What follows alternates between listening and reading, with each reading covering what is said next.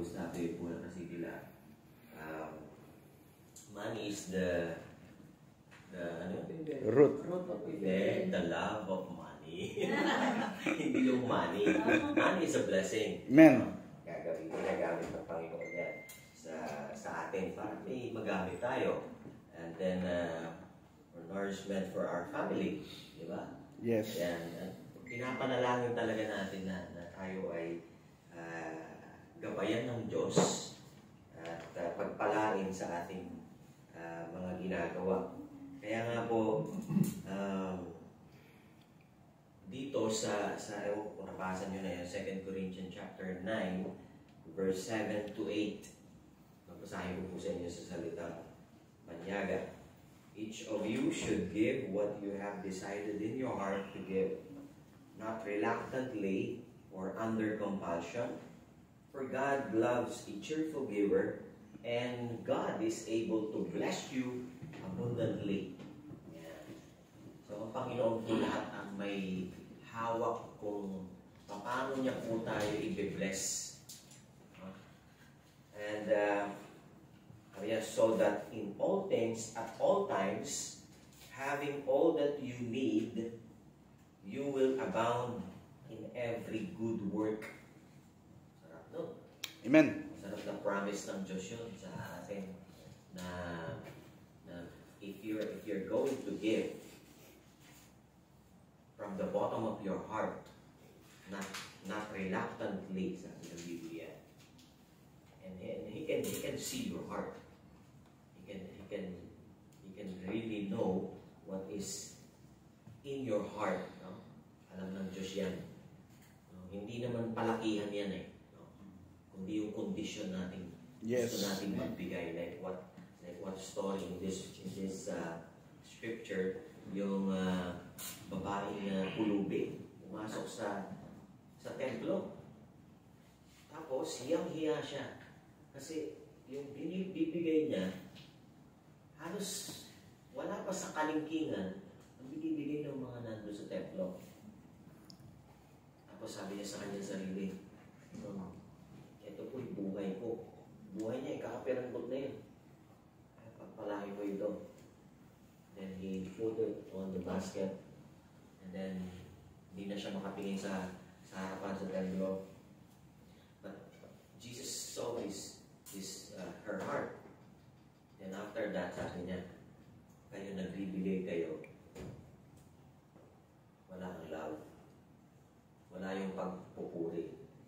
Itong babaeng ito nagbigay ng buong buhay niya. Amen. So, ang pagbibigay po, dito napipilitan. Hindi sa pilitan. Hindi kayo pinipilit na magbigay sa gawain ng Panginoon. But the condition of your heart and how you trusted the Lord. No? Ganyan po magbigay. Dito lang, isa na lang.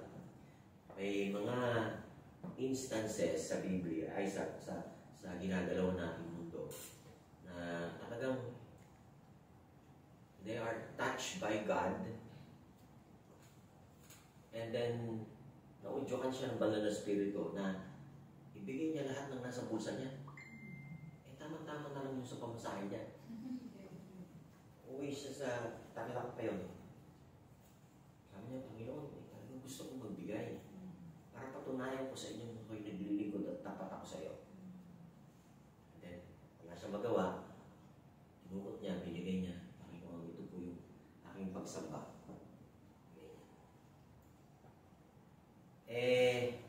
May kinakausap din ng Panginoon na katabi niya. Sabi doon sa katabi, bigyan mo yung lahat ng nasa bulsa mo. Diyan sa katabi mo. Palagay niyo, sino yung lugi? Idukot yung inutusan ng Panginoon na lalaki. Inabot sa babae. Hindi niya kilala. First time niya lang na nakasama. Dahil bisita lang po sila doon sa Tarlac. Inabot niya yung pera. Pagkatapos lang, sabi niya, sino po kayo? Hindi na po kakilala, pero pinakilala pa rin yun ng pastor nila. Then to make the long story short, wala na yung babae. Uuwi siya, may anak pa.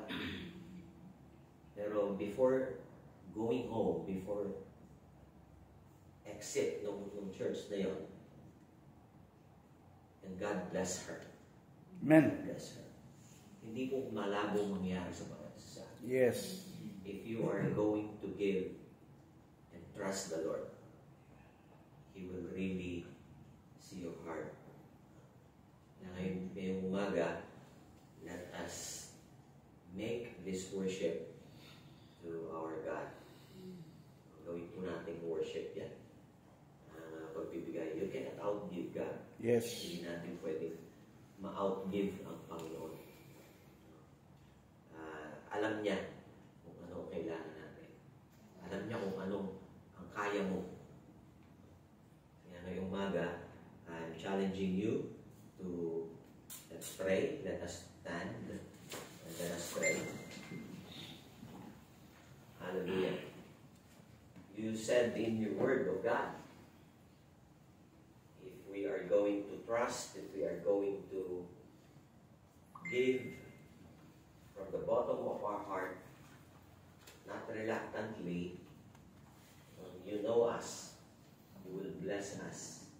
Bless this offering